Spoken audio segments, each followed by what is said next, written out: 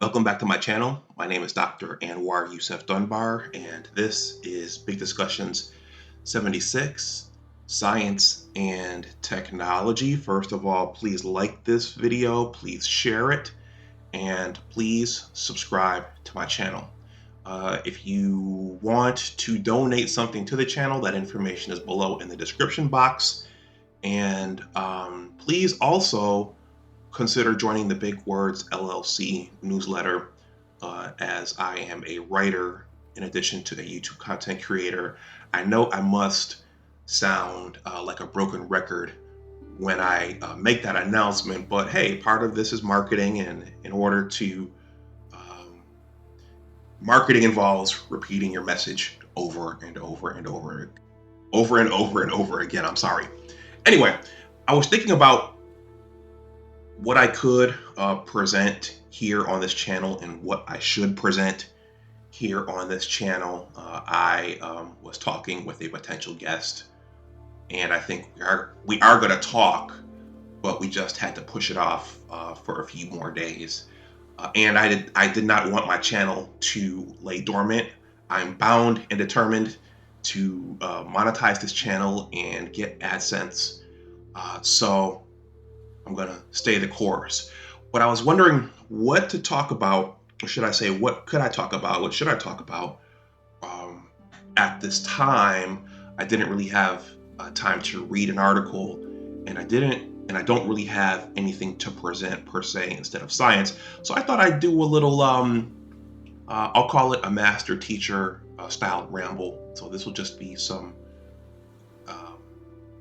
science YouTube thoughts of the day. So, and I've mentioned this in my content before, that being a science YouTube content creator is challenging.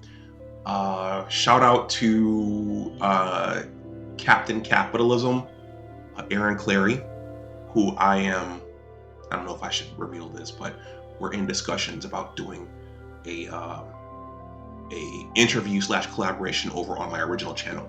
But we follow each other on Twitter, and one of the things Cappy said to me was that the majority, I need to be careful how I say this, but a significant portion of the United States population is not smart enough to be interested in STEM topics or to even comprehend STEM related topics. And that's interesting. One of the reasons I came here and created this channel was to spark interest, particularly or should I say, in individuals who are from backgrounds like my own. So that's a challenge right there. Does the layperson, does a certain critical mass of our society not care about science and technology, or do they even comprehend the importance of science and technology related topics? And I think, as a quick aside before I finish this up, I think that's what's behind what we're seeing with the Wakanda Forever movie. If you watch that, you can see that they're really trying to jumpstart an interest in the STEMs in Black girls. I'm not saying there's anything wrong with that, but I'm just saying from a marketing perspective, you could see that that's what they're doing, and that's what they're hoping to accomplish, at least from a marketing perspective with this movie, making Shuri, and even in the first movie, giving Shuri T'Challa's scientific expertise, and now introducing Ironheart. Anyway, so two other things here. Two other challenges regarding creating science-related content.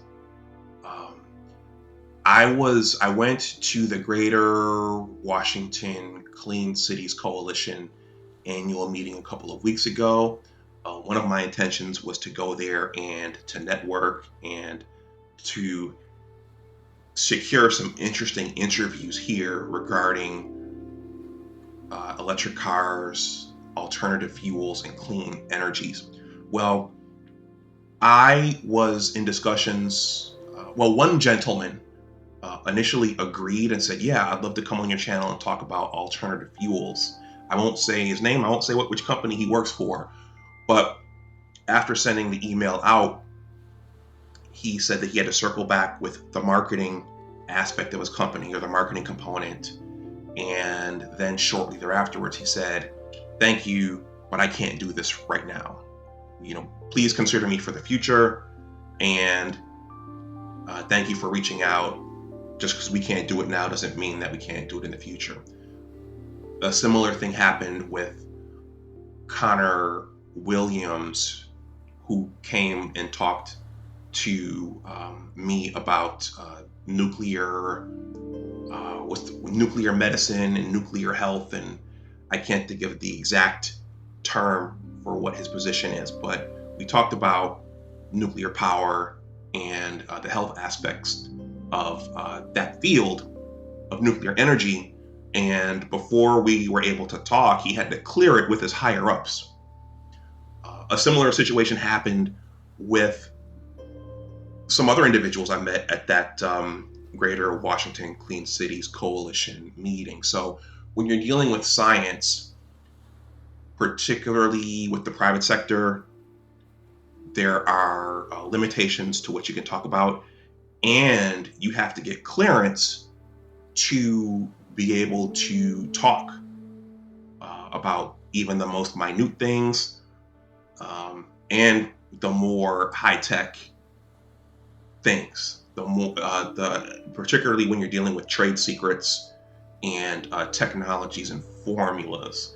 So that's a major challenge. You have to get clearance if you're in the government. For example, I work in the government, in the public sector. On this channel, in social media, on YouTube, I have not spoken about what I do every day for my day job, in large part because I don't want to get in trouble, but I also know that there are limits regarding what I can talk about, and I don't want to leave my organization vulnerable. I don't want to leave myself or my organization vulnerable. So that's something to think about. When you're talking science, you have to oftentimes get clearance from those in charge, whether you are the content creator yourself or whether you are seeking guests to come on your channel. So there are limits.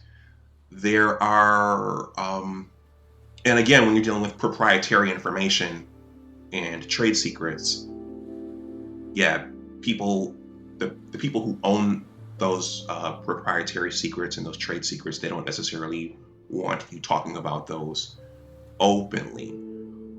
I wonder if companies also check your social media. Over on my original Big Discussions 76 channel, I created a live stream in the aftermath of the TikTok therapist urging everyone to be careful and to be mindful of your social media footprint. I suspect companies, if one of their employees or representatives has been offered to talk on someone's platform, I suspect they may do a social media scrub as well. So if they see something controversial, or if you've taken a position on something that conflicts with them and their mission, or the beliefs of one of their stakeholders, I suspect they may say, okay, well, we can't be associated with this person. So I'm not saying that's happened to me. I'm just thinking and theorizing about this. So those are some of the challenges of creating science content on YouTube. This was a bit of a ramble. I was wondering what to present this week, and I just thought that I would record these thoughts and upload them for other individuals who may be looking to start STEM YouTube channels. I'll add one more. So there's getting permission from your superiors. There's protecting trade secrets and proprietary information.